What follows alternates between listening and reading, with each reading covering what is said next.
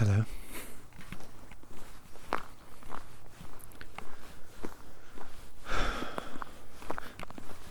It's been another week, and I don't know. I've been in an odd state again, and my sleep schedule has shifted even more into the night over the past few days. I'm struggling to remember what day it initially got offset, but I do remember waking up at 5 p.m. on a Wednesday. So there's that. Now, as I've been up very late, I was sitting at my computer last night, this morning, toiling away, talking to people,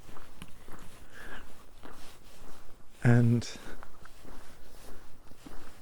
I noticed a sort of blue light coming through my window. And I'm like, of course the sun's up, but that's a little, like the sun's usually yellow, blue's sort of an odd colour. So I peek through the blinds and I see white.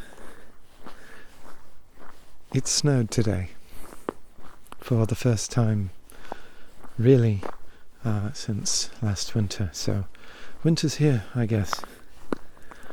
And because the trucks haven't been round to deliver the sand to keep the roads from becoming too slippery, and because the kids and animals haven't really been about all that much, and because it's been snowing all evening, it is especially beautiful outside. It's just pure white as far as the eye can see. It's snowing enough that I can go, oh, it's snowing, pretty things in the air. And you might hear a few land on the mic. I also think it's raining a little bit in between the snowflakes, but yeah, it's pretty. You can hear the snow crunching beneath my feet, which, in all honesty, I might find a little annoying when I'm editing. But it's beyond me to edit those noises out. Now, I didn't play guitar in the last one, and I'm not going to, at least not unless I continue recording when I get back home. I'm not going to record guitar outside because I'm afraid of what the weather will do to my delicate little acoustic.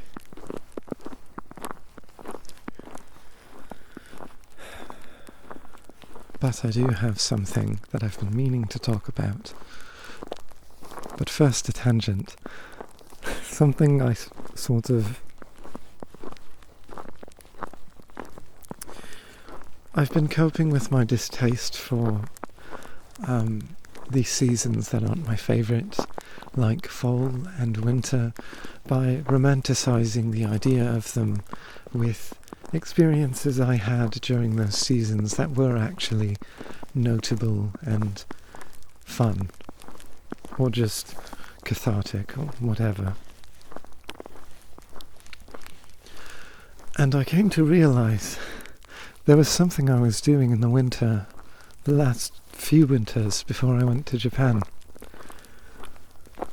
I used to just walk out into the snow and sit on the swing set when I was feeling a little mentally ill, let's say. Not suicidal, just a mess in my head. I would go on out to the swing set, which I've already walked by, unfortunately. And I'd just sit there, and maybe I would swing if I was in full winter gear, and maybe I would walk to the convenience store in the other direction. But most of the time I would just sit with my earbuds in, maybe sing a little and swing, feeling the wind against me. Something about the rise and fall of the swing set helps me think and deal with my emotions, I guess. Maybe I'm overstating its significance to me. Maybe not.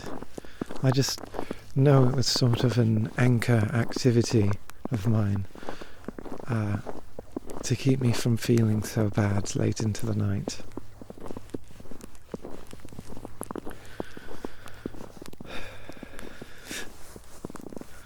I honestly, right now it is -4 degrees Celsius outside. At least that's what the reading before I left told me. It doesn't really feel like it. I'm sure when I get back inside my nose will start running and I'll feel the consequences of my actions, having not worn a mask. But presently, I feel pretty alright. I am wearing a Ushanka, like one of those Russian winter hats. I picked one up last year because I thought it would look cute on me, and it sort of does. People say it's very fitting, and the colour of it, the non-fuzzy bit of it, matches my pants that I'm wearing right now. So there's that. Anyway, let's get on with the actual important thing I have to tell you. If you're hearing this, I'm dead. No. And this story starts at this point, I think, 15 years ago? No.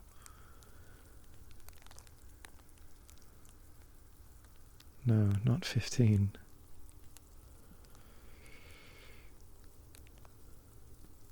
No, this story starts...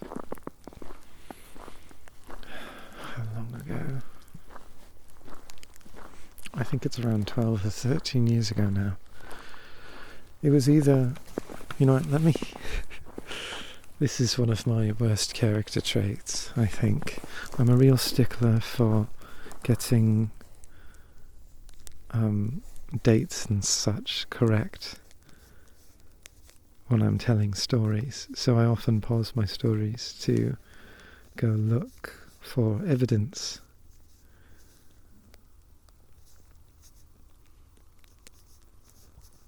And in this case, I don't know if I'm going to find it on my phone, but I'm going to try.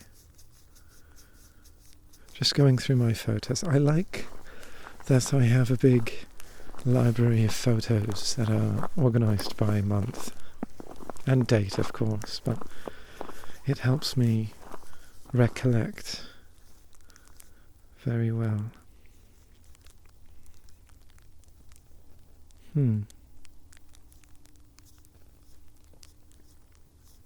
Let's see. Okay, so it wasn't then. Then would it have been here? No, not there.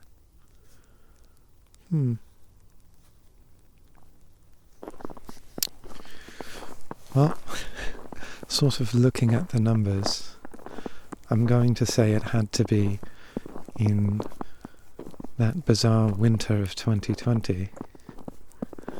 Well, not winter of 21, but December of 2020 is when some of this story takes place. But to really get to the beginning, we have to go back to my early childhood. When I was very young, I was born into a family of quite a few brothers. I have one little brother and 3 older brothers. It's quite a lot. My oldest brother, by the time I was in grade school, he was out of high school, or at least on his way out. And when I was in middle school, my second older brother had finished high school. so on and so forth. The rest are sort of in my age group, so to speak. Hold on, I've just been feeling around my pocket. That's funny. For some reason there's a micro SD card adapter in my pocket. Anyway, so when I was in, I don't know what grade, if I'm being honest. Probably grade 3. If I really had to guess, it was probably grade 3. I'd been raised on Pokémon. I had cards that I had gotten from, like, my older brother's discards. Both my oldest brother, who grew up in the 90s and had a lot of really, really old cards to give away, and my older brother, who had current gen, like Generation 4 cards to give away. But I amassed a collection and traded with other kids, both in the neighbourhood and at school. But I hadn't played a Pokémon game. I'd watched the show, only the first season of the show, but I'd watched the show. So I, of course, desperately wanted to play one of the games. And I got my chance in December of 2010, I think. It had to have been. December of 2010. My birthday had passed earlier in the year, and I'd gotten a Nintendo DSi XL for my birthday, which was great. And the games that came with it, I think I got like 2 Club Penguin games, which let you get items in Club Penguin itself, which was one of my obsessions at the time. So I was pretty excited for that, but every time my mum would take me and my brothers to the local mall, and she'd pop in to get her hair done or get her eyes checked, me and my brothers would like to visit what is called a Game City. I don't know how big of a chain it is, but it's a Canadian chain of second-hand and first-hand, like, video game stuff. The prices they have for, like, specifically Pokemon games there are ridiculous. But if you're looking for something like an old Xbox game or an old PlayStation game, it's not a bad place to look.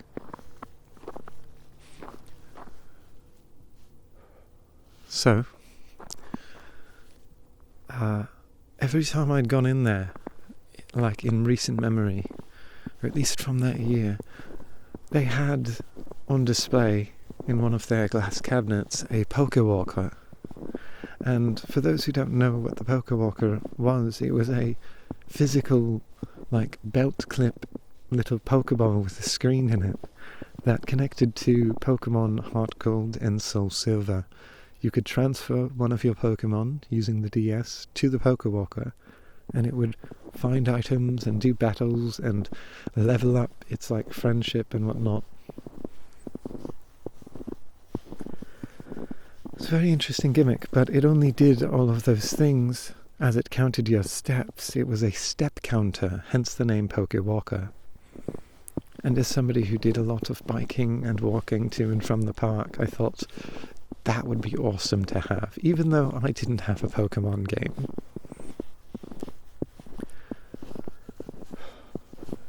So,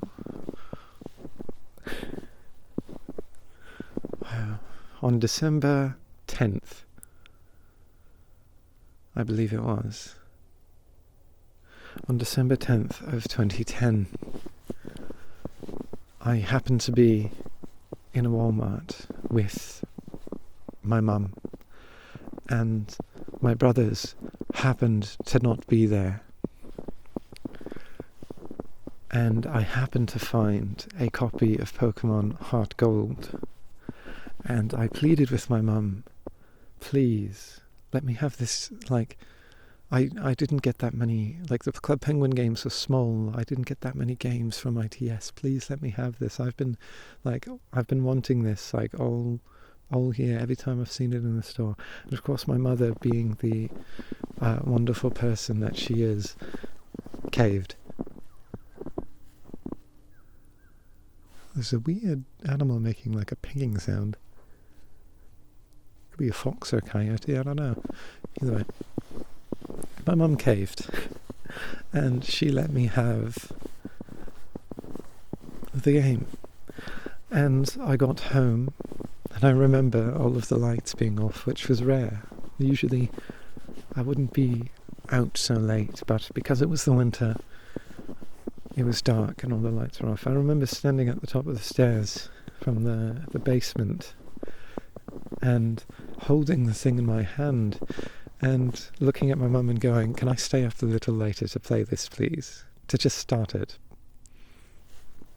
And of course she caved again and she let me start the game.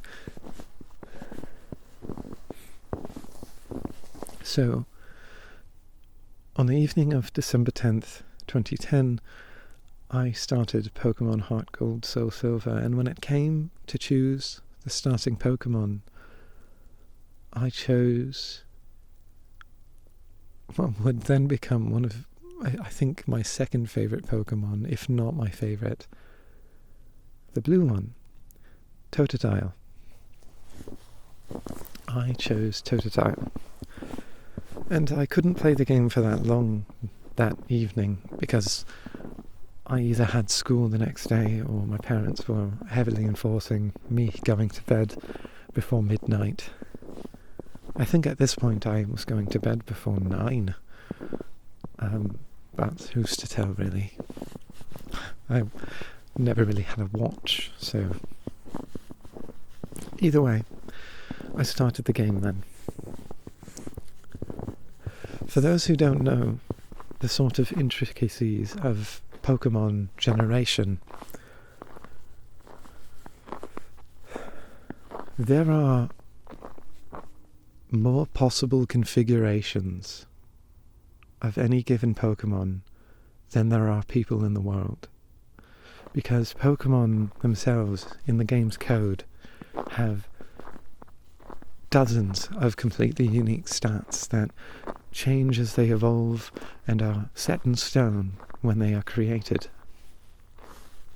Meaning that having two of the exact same Pokemon is nearly impossible, and if you do achieve it, it's some freak of nature, or you are cheating.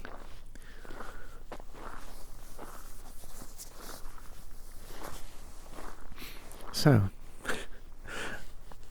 right then and there I started my Pokemon journey, and I thoroughly enjoyed that game. I didn't play with any guides, though there was once where I was in a library, a public library on a school field trip, and I managed to find the game guide, and I peered through it, but I don't remember learning anything from it. Still, I played the game quite constantly, really. I brought my DS every time we went in the car. I was playing it at night. It took me a while to beat the game, but I remember thoroughly enjoying it. There are a lot of things about it that I don't remember, and I've never completed like a second playthrough of it, but one memory I do have of that game in specific was you could catch both legendaries, regardless of your version. Simply, you just had to navigate to the other legendary through some nonsense. Like, it's possible without cheating. In Heart Gold, Soul Silver, you get a Ho-Oh, big, legendary, powerful bird. In the Pokemon anime, they speak of Ho-Oh like a god, which is very interesting, at least for the first few seasons. Well, the other Pokemon are sort of left to the movies, or the other legendary Pokemon. Now, what's the name? Just making sure we're still recording. To get Lugia in Heart Gold, you simply had to navigate to a specific sea cave and then navigate through that cave through a bunch of complex, like teleporting doors and whatnot. And then eventually you could make your way to Lugia's chamber. And once you got there, the battle started. And good luck to you, because he is exceptionally hard to catch. Now, at the time I didn't know that the strategy for this thing was to save right before you start the battle, and then throw a quick ball at each time. No, throw a quick ball, frame one, and then if it doesn't catch it, load the save. But me being somewhere between the ages of 8 and 10, I was very, very young. Also, hold on, I must put on gloves. My hand is starting to freeze. If I can find my other glove.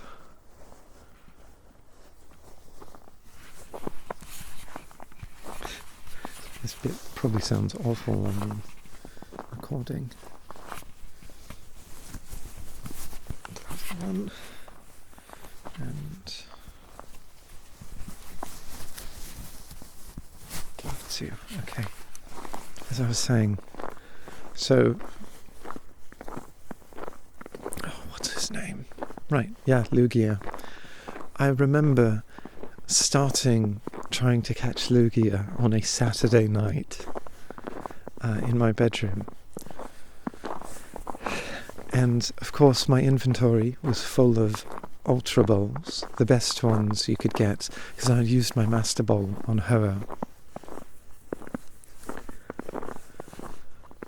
I seem to have alerted a dog. Oh, you shush.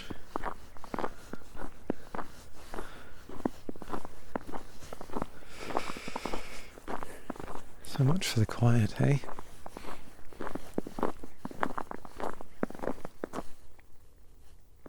Anyway, so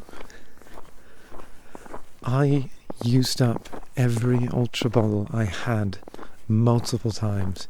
It was sort of a vicious cycle, because every time your ball fails, that gives the enemy Pokemon a turn to attack you, which means I was either throwing a ball, having it fail, and then having to heal my Pokemon so it doesn't die, or sacrificing one Pokemon to revive another Pokemon with more HP so I can get more ball throws in. And I ran completely out of balls and completely out of Pokemon, I think 4 or 5 times.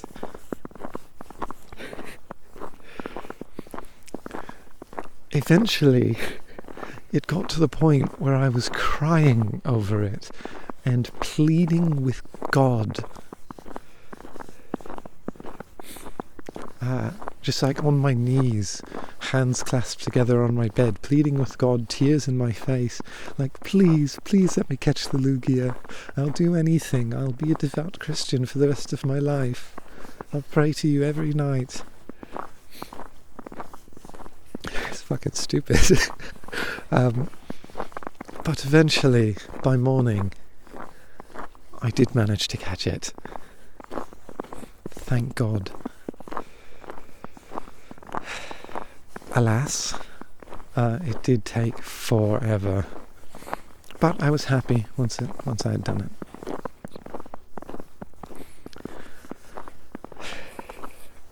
Now,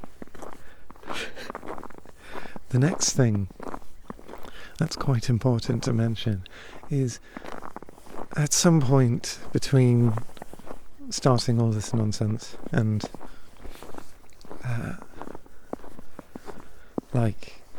catching Lugia, I had learned to browse the internet, and that's how I found Lugia in the first place, because someone on the internet had recorded a video of it and I followed along. Very, very early YouTube. YouTube was only a few years old at that point.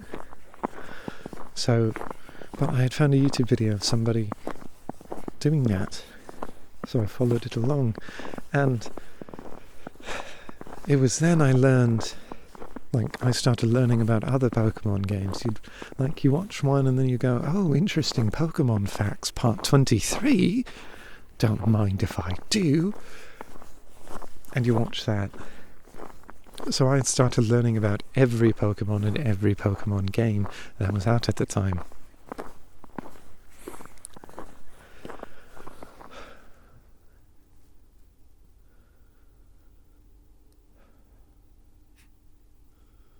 It wasn't till, let's say,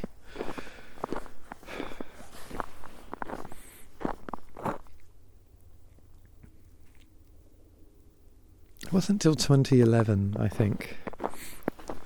No, well, it could have been 2011.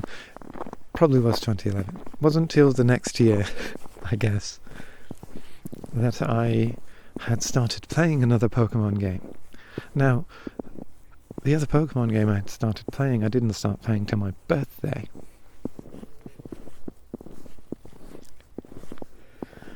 And the game I started playing was Pokemon Yellow. For those who don't know, the first ever Pokemon games for the Game Boy were not in colour, for one. And their versions, in Japan it was red and green, but in North America and Europe maybe, but I'm not sure, I'm not super familiar. In North America it was red and blue, because that's more common here. Regardless, after those games came out, they released a different version of the game, Pokemon Yellow, which sort of more, well, it was basically the same game as Red and Blue. It more coincided with the TV show, because you started with a Pikachu instead of a Bulbasaur, Charmander or Squirtle. That was quite cool. My oldest brother had left the Pokemon Yellow cartridge behind in some years past when he moved out. And of course I found it because I loved scrounging around my own house and other people's, though that second bit there is a story for another day. Upon finding it, I knew I had to get a Game Boy. Specifically a Game Boy Advance, because it can play both Game Boy Advance games, which I had found a number of laying around the house, and it could play regular Game Boy games in colour. So I begged for one for my birthday the next year, and my mum managed to find someone selling a perfect condition purple Game Boy Advance. Or actually, it might be a blue. I don't know. It's sort of a weird, purpley blue colour, but it's iconic. Anyway, so I used that to start playing Pokemon Yellow. Now, it wasn't a game I have actually ever finished, and I could continue playing it tonight if I wanted to. But it's old and it's clunky, and talking about it now kind of puts me in the mood to, but I never really felt the mood to after getting past Cerulean City. Anyway, sort of tidbit, what I remember for my birthday, I invited a bunch of kids from my class to my birthday party, and it was in a Boston Pizza, but the main event of the birthday party was going to the movie theatre to see the Hugo Cabaret. Cabaret? I don't know. The Hugo, I think the movie might have just been called Hugo, about a little boy who lives in a clock tower or something, because in language arts at school, that's the book we had been reading, and they had just adapted it to a movie, so I'm like, this is fitting, let's tackle this before they make it into a field trip. So I did that. Anyway, back to Pokemon Heart Gold. At some point, I had come across the information that there was a final boss of the game. In most Pokemon games, the final boss is the Elite Four, and maybe your rival, if they make it past the Elite Four. But in the case of Pokemon Heart Gold, which, here's an interesting thing to note, Pokemon Heart Gold contains the entirety of the first game's map. Like, you can go to every town, every gym, every place from Pokemon Fire Red and Leaf Green, or Pokemon Red and Blue, depending on whatever. You could go to that and play through it once you'd beat the Elite Four in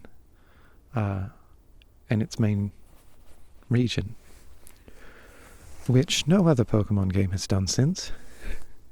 It's the only one where you can play 2 games in one, to my knowledge. So anyway, you've beaten the Elite Four. You're a big shot now. The biggest. You've beaten the Elite Four for both regions. You've beaten all of the gyms. And what does the last gym you beat tell you? The previous champion, the last one who'd beaten the Elite Four, was last seen on Mount Silver. Now, for those who don't know the Pokemon geography, there's a mountain that sort of sits between Kanto and Johto.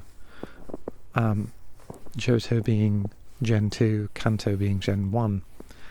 There's a mountain that sits between the two called Mount Silver. It's treacherous, it's snowy, and it is tall. It's meant to be, I think, Mount Fuji. Regardless, at the top of this mountain, if you make the climb, you go all the way up, avoid all the trainers along the way, avoid all the fucking Zubats, you come to a snowy peak where the wind is blowing hard, there's snow in your eyes, but right there at the summit is Red, the character you play as in the first game. This sent chills down my little, 9-year-old spine. I'd never seen that done before. Where actually the final boss is you from another time. Legendary. The battle, difficult. Because you're not fighting some trainer with a gimmick. You're not fighting the ghost guy, or the guy with the dragons, or the guy with the regional powerful legendary, or you're not fighting a gauntlet like the Elite Four. You are fighting someone who is on equal, if not better, footing than you. Someone who thinks like you, someone who acts like you. And that is the ultimate fight. It took a while, but I did beat it. I don't remember what happens after you beat him, unfortunately. But I do remember struggling with the fight. But in the end, the Pokemon that finished that fight was my Totodile, which at this point had become a Feraligatr.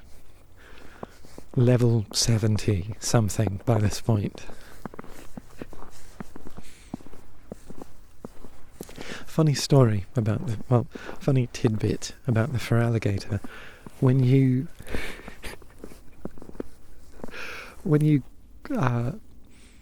go to Goldenrod City, which is meant to be like Osaka, it's the big city in Johto.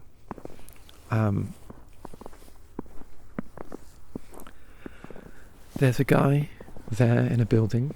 If you go into it, he'll be like, "Ooh, you should nickname your Pokemon, right? Your Pokemon will love you more and feel closer to you if you nickname them."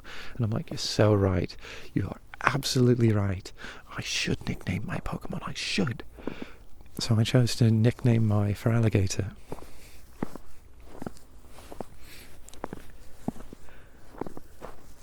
But when the menu popped up, I struggled.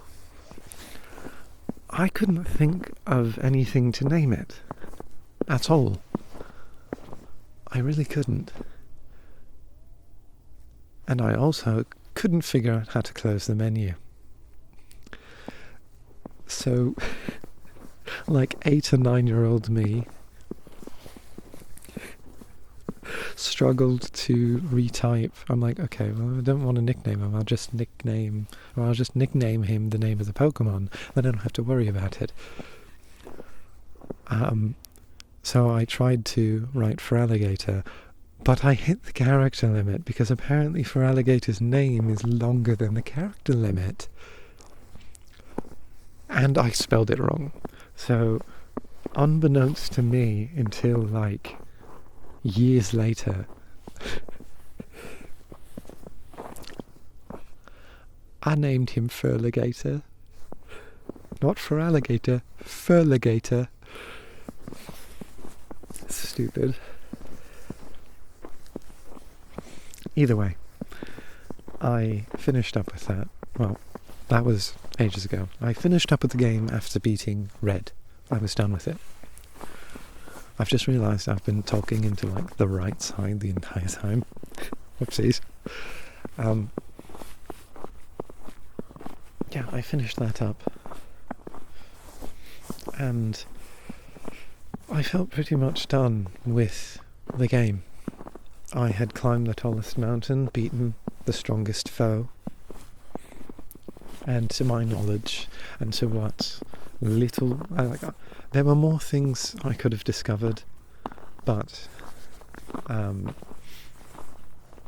wasn't one to directly look things up, so unless information came into my hands by accident, I didn't really explore that. So maybe I missed a few things, but I had pretty much completed the game. Except I didn't even try to complete the Pokédex. That didn't cross my mind. And the reason it didn't cross my mind is because I was playing a bit of Pokemon Yellow, and as I was playing Pokemon Yellow, and after I'd beaten Red, my 2 year, not 2 years, well, he's quite a bit older, my second oldest brother, there we go, had finished up playing Pokemon Diamond and had acquired Pokemon Platinum, which meant Pokemon Diamond was of no use to him anymore. And another brother's trash is my treasure. So I took the copy of Diamond. And I started playing that. And as soon as I could, I had to borrow one of my brother's DS's for this. As soon as I could, I transferred all of my Pokemon from Pokemon Diamond, all of my important Pokemon. I transferred them from Heart Gold to Diamond. Sort of moving them along. Every legendary, every interesting catch, every Pokemon that had been with me throughout the whole journey, transferred. So they could continue on with me into the future. Feraligatr, the most important among them.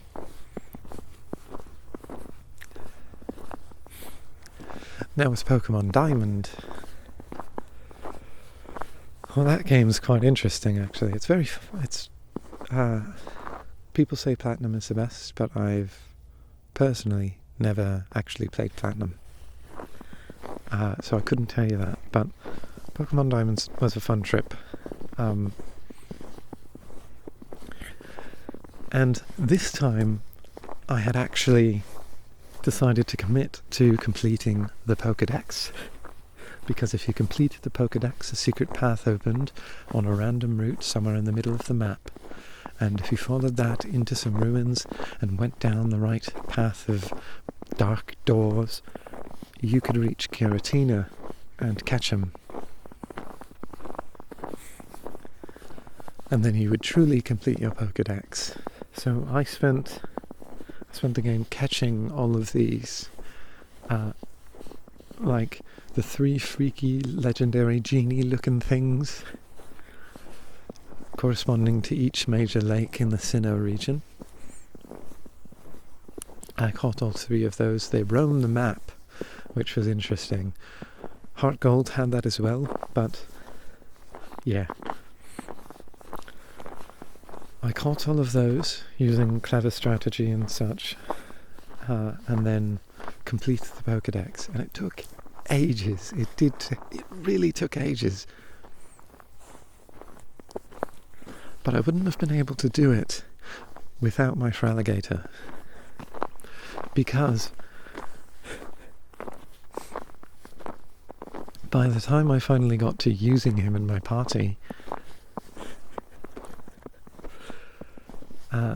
I had already beaten the Elite Four, which meant I could now challenge the Elite Four as many times as I wanted. So if there was a Pokemon I didn't have in the Pokédex, because I hadn't evolved something to get it yet, my strategy was just throw on an XP share and let my unstoppable baby destroy the entire Elite Four. And that's what I did every time. The Feraligatr was so strong, type differences didn't even matter. He could just wipe the floor with the Sinnoh region's best. But I did it. I completed the Pokédex. And I did fight Giratina. But by the time I'd gotten to that, some things had happened. Namely, the 3DS had been out for a year or two. And well, there were quite a few things releasing for it that I knew I had to have, namely Pokemon X and Y. I had skipped out on the black and white games because I believe, both like subjectively and objectively, the designs in that game are atrocious. Atrocious. There we go, enunciate your words. Like, per amount of Pokemon in the game, if you were to turn it into a percentage, it has the highest percentage of objectively terrible designs out of any game, out of any generation, period. My stomach just made a noise because I'm hungry. So I skipped out. I did actually acquire a cartridge for Pokemon Black, I think, and that game, I didn't even make it to the first gym. You start the game in a town or whatever, and it's the UIs. I sort of hated the aesthetic of the UI as well. Whatever, right? I didn't like any of the starters. Oshawott was cute, but I knew he evolved into an abomination. But I picked him, and I'm not kidding. I'm not exaggerating. I got to the first trial, I guess. It's these 3 houses, or maybe it's 1 house, and these 3 color-coded guys in it. There's a blue guy, a green guy, and a red guy, and each of them has the water monkey, the fire monkey, or the leaf monkey. And upon seeing the monkeys, I went, this is not worth my time, and I threw it out the van window. Never to be seen again. I also, admittedly, destroyed a number of black and white generation Pokemon cards.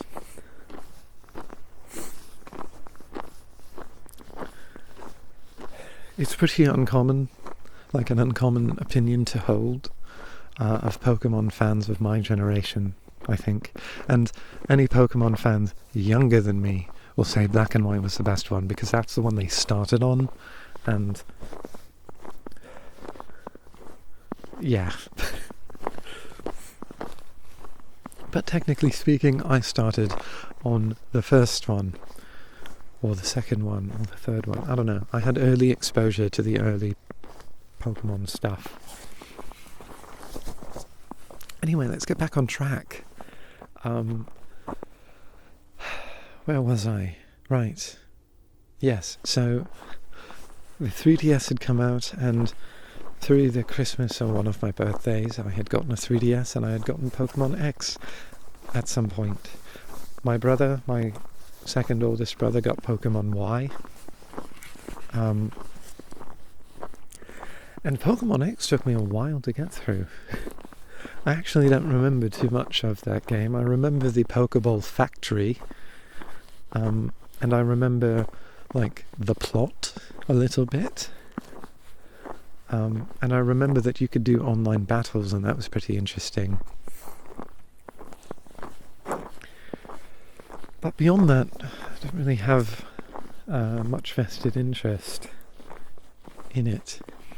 And what sort of bothered me was to transfer your Pokemon from any of the games to Pokemon X and Y on this new generation of hardware.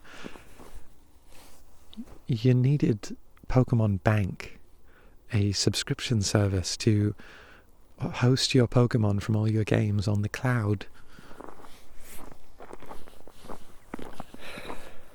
So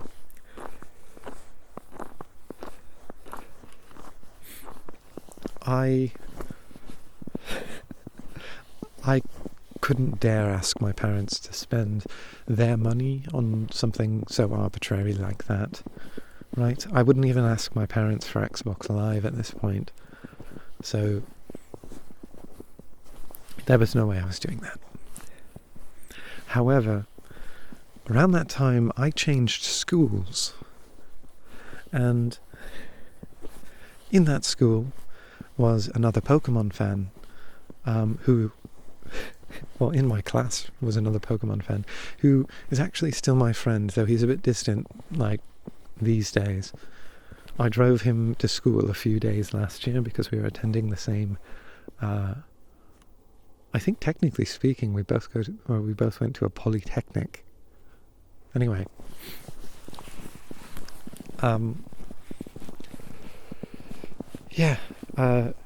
he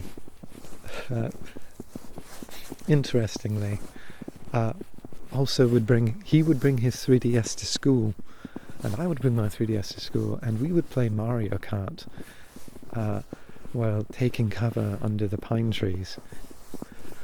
And it was pretty awesome, but I told him, like, man, I want to transfer my Pokemon to Pokemon X, but I don't have Black and White, I don't have Black and White 2, and I don't have what was it called? Oh, and I don't have Pokemon Bank. And he went, I have all of those. I could help you. And I'm like, that would be awesome. Would you actually do that? And he said, yeah. So we gave our parents each other's phone numbers and set up a, like, play date, because in grade school, I guess that's what you do. And he came to my house with his 3DS and his games, and I traded all of my legendary Pokemon and all of my special starter Pokemon and my favourites to his Black and White 2, wherein he had to transfer them from Black and White 2 to Pokemon Bank, and then to Pokemon Bank to his X and Y, though I don't remember which one he had, and then from there to me. Because the process was so complicated, there were a number of Pokemon I left behind in Diamond. But of course, first and foremost, my Feraligatr was the one I transferred. So I got him into Pokemon Y. Huge. I continued playing Pokemon X, sorry. Wait, no, it was Y. I had Y. The red one. Because I didn't like the deer, but I liked the weird dragon thing. Where am I going with this? Right. Pokemon Y took me a very long time to beat. But I remember beating it on the way home from church one day. And for those wondering, I haven't gone to church since I was maybe 14 or 13. I don't go to church anymore. I've never really held those kinds of beliefs, except for maybe when I was praying to catch that Lugia. Anyway, so I had all my Pokemon in Pokemon Y. Beat the game, didn't try to complete the Pokédex because I wasn't really a fan of a lot of the Pokemon in the game anyways. Then Pokemon Alpha Sapphire and Omega Ruby came out and I went, oh, this will be great. This will be fantastic. So I started playing that game when I was in middle school. And of course, again, I transferred all my stuff over. First and foremost, I transferred the Feraligatr. And there were a number of close calls with that game. I've never beaten it, actually. I didn't get that far. There were a few incidences where I had the 3DS in my bag and the game would be open and I hadn't saved, and something in my bag would shift around and dislodge the cartridge, causing the game to freak out and ruin my save again if I hadn't saved. And that happened a few times, and those sort of blows were kind of devastating. And I hate myself for what I'm about to tell you, because this is where the story takes a turn, and my stupidity is demonstrated to the extreme.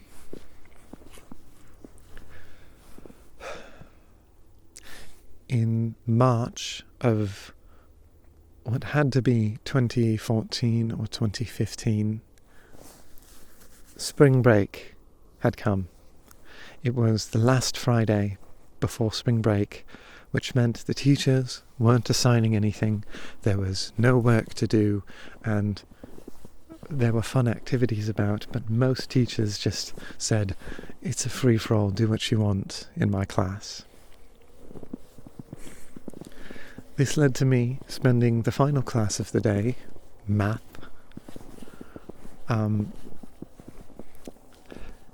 playing on my 3DS. And to sort of play on the thing, I would rest my arms on the desk, but the desk I had was very wobbly.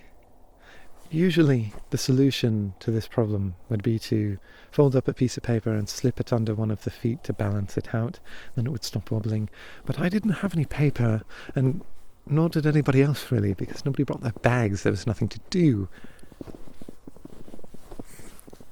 So instead, I went searching through my pockets and such, looking for something that would sort of fill this few millimeter gap that was causing the table to wobble, and lo and behold, the one thing I had was a 3DS cartridge, and it was the perfect size. Like so perfect, the wobble stopped instantly. So I slipped one of my cartridges under there, and it stopped the table wobbling, and I think I played Animal Crossing or Super Smash Brothers. There were a number of games I had on digital download instead of actual cartridges, so I don't really remember what I was playing, and I can't really deduce it. The only thing I can deduce is after taking the bus home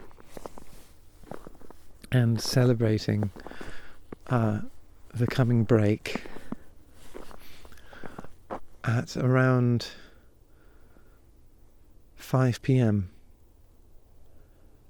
I suddenly realised that I never picked up the cartridge I had put under the foot of the table.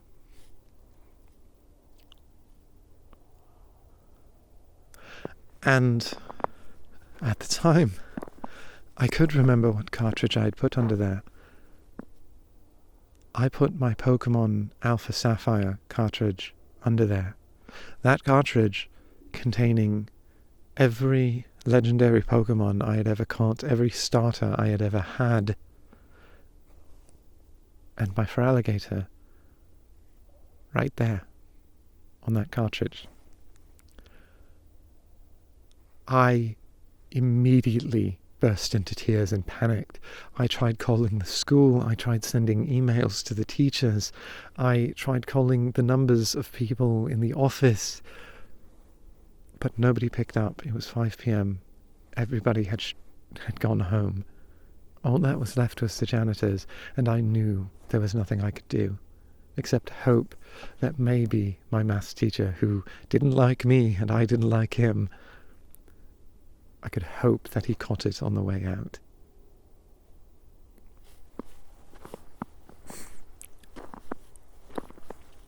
But he didn't. Nobody did. I never saw the cartridge ever again. And by that point, 5 or 6 years of cumulative dedication was gone.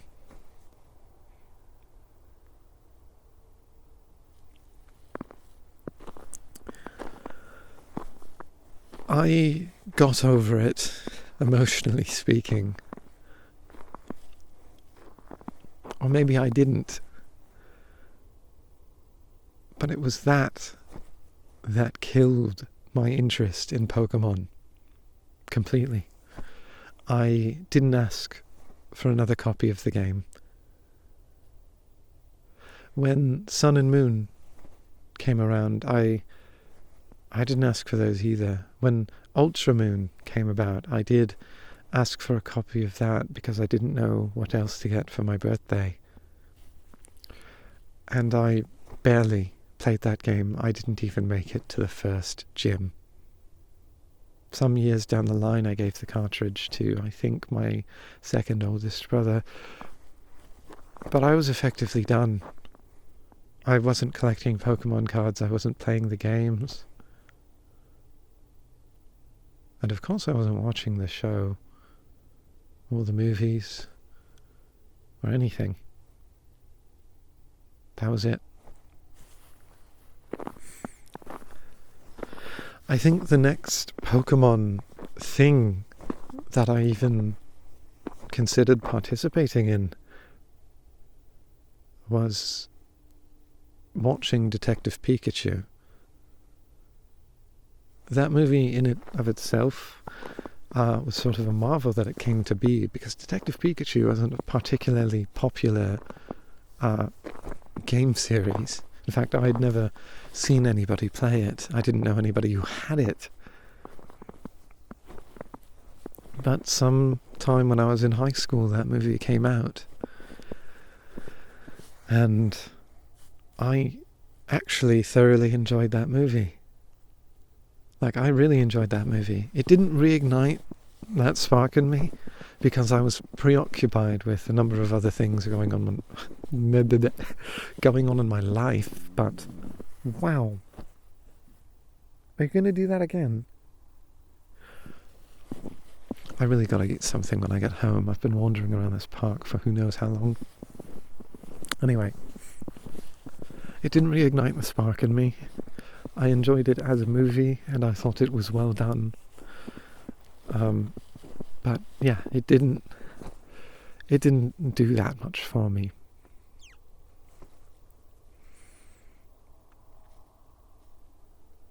So then COVID hit.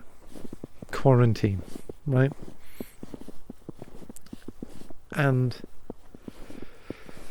I did a lot of 3D modelling stuff over quarantine. During the summer, restrictions loosened and I hung out with friends a bit, but spent a lot of time with my then partner.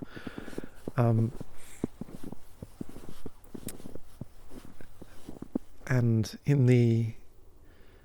over the summer I was also working full-time. And then in the fall I had started a university course on IT-related things.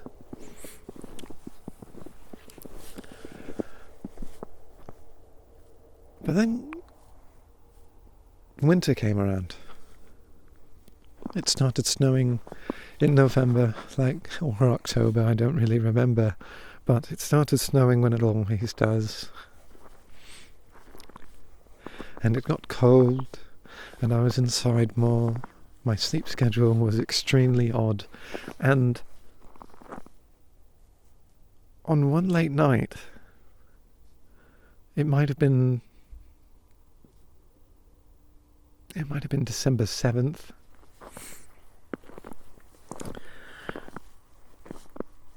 I thought to myself, maybe I'd watched a video on Pokémon, maybe I'd seen something Pokémon related. Lord knows I like a lot of Pokémon related art on Twitter. But an urge came to me. I wanted to watch Detective Pikachu again, to see if it was as good and interesting as I had remembered.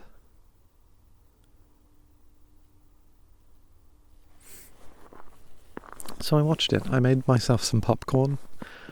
I put it up on my computer and I watched it all the way through at like maybe 2 or 3 a.m. And astoundingly, it brought a little tear to my eye. I don't know how, I don't know why, but it did. And it got me thinking about Pokémon. And then it made me remember that mistake I had made some 5 years prior. It felt like a lifetime ago. But I remembered. And I don't know if anybody's ever seen that episode of Futurama where Fry sort of reminisces about New York and his dog, and they find a fossil of his dog. And at the end of that episode, well, actually I'm not going to mention that yet.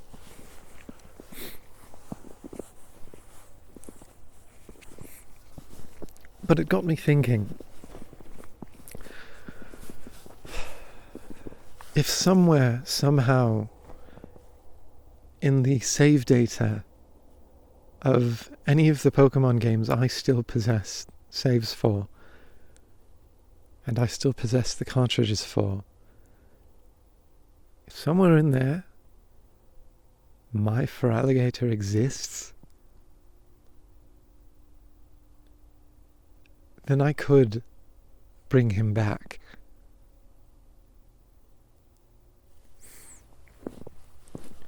And I thought about this, and maybe it was a little desperate, right? But I immediately took to forums to try to find an answer. I went to cerebi.net, which is like a big Pokemon forum, and I made a post on there telling my whole story with a little less detail than I've just told you now, over however long I've been recording. But I told my story and then asked the question, is there a way to bring him back? And it didn't take long. It didn't even take an hour for somebody to reply. The first person who replied was a, big active member of the forum, a moderator. And what he had to say to me was, do not discuss or even think of hacking a Pokemon game or Nintendo hardware on this forum. If you speak about this again, you will be banned. What an asshole. And there were a few other responses on that website of people being genuinely unhelpful and just berating me for even considering hacking a Pokemon game, which is something people do a lot. So I, of course, didn't give up there, and I went to another forums, sort of rehashed my post, and this forum was more for, like, more open-ended and had places for hacking hardware and games. So I threw my post in there, not really expecting much given the luck I had with Cerebi.net. I made my post and I went to bed.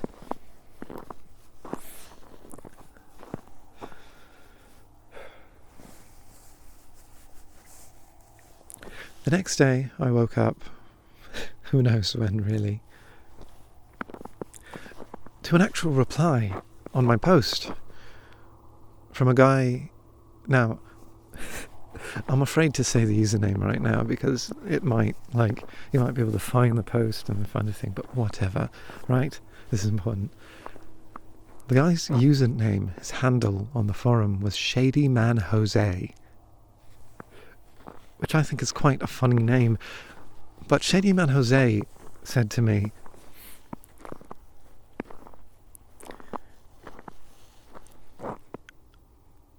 "It's possible, but you're going to need to do some things first." Very short reply.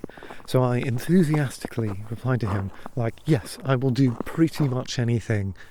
What would you have me do? And he said, okay, you're going to need to jailbreak a 3DS, and you're going to need, for that, he gave me a list of things I needed to either have or buy to do that. He gave me a list of methods. He was extremely helpful.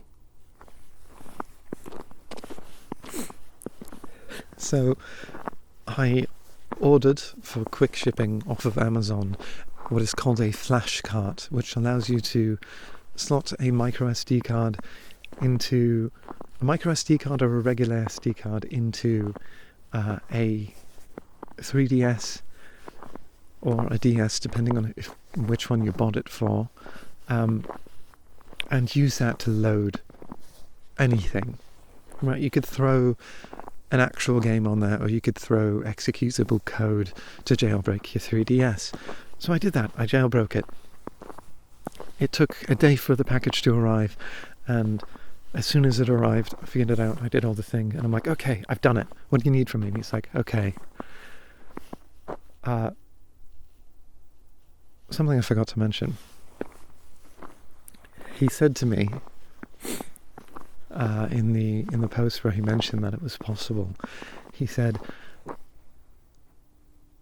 if I mentioned in my post that I still had my save for Pokemon Y, and I still had my save for Pokemon Diamond.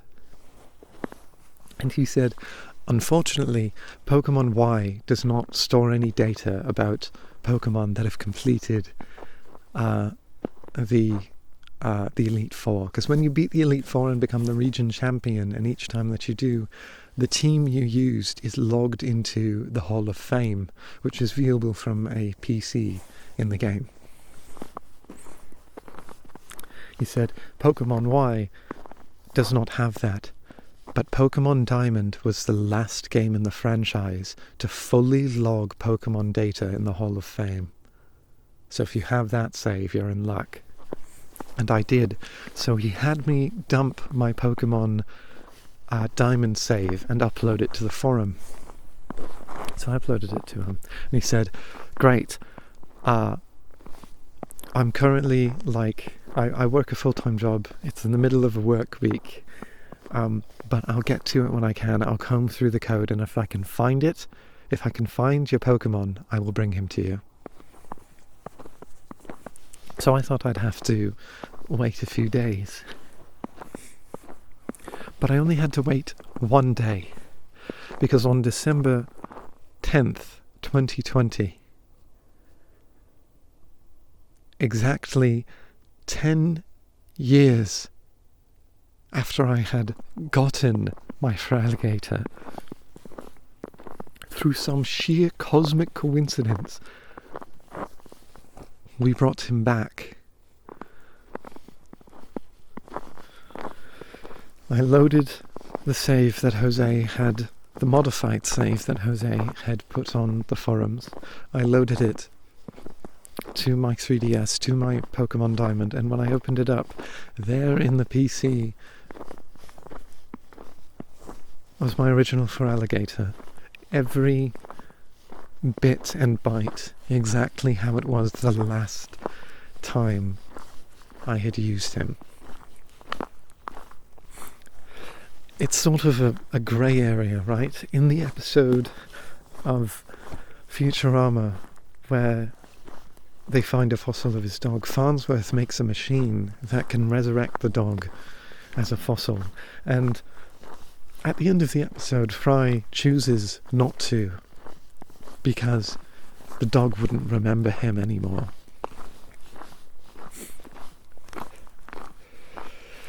But it's shown after he makes that choice that his dog wouldn't remember him, that the dog waited for him the last place he saw him till the day he died. And it's a weird grey area, this thing I've done, but now my Feraligatr lives inside of the Pokewalker that I had gotten with the game that he came with, and I can keep him forever. Unfortunately, most of my other Pokemon are lost to time.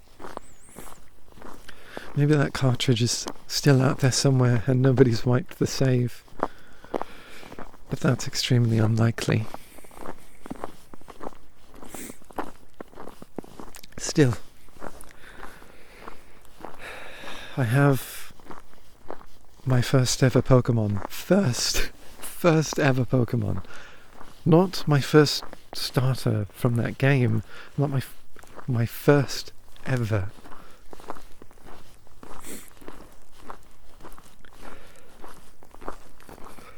It's a silly thing, because if you're not into Pokemon, I've probably been, I've probably been raving like a lunatic for the last hour or so.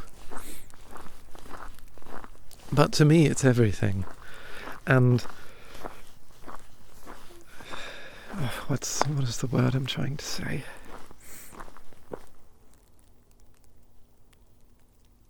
Oh, I don't know.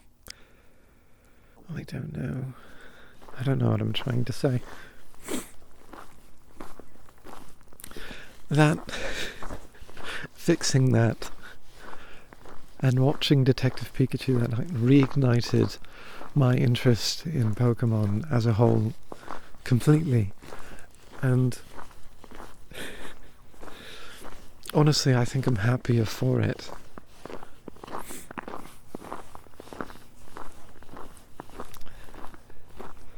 I've of course thanked Shady Man Jose after he had provided me with the modified save, but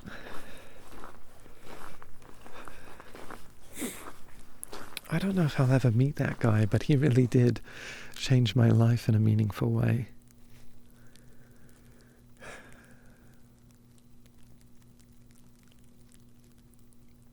Anyways, if you managed to fall asleep to the rambling, and though I haven't confirmed it yet, there's probably a lot of noise in this recording. If you managed to fall asleep, well done, you've earned it. If you're still awake, thank you for listening. If you're not listening, that's not very nice. If you're not listening and awake, that's not very nice. And if you're just dozing off, I hope you have a great rest. I myself am going to go inside, put the kettle on, and make some hot chocolate and maybe some food, because my hands are freezing, my nose is running, and yeah, I need it. So anyway, that's it from me. Bye-bye. Good night.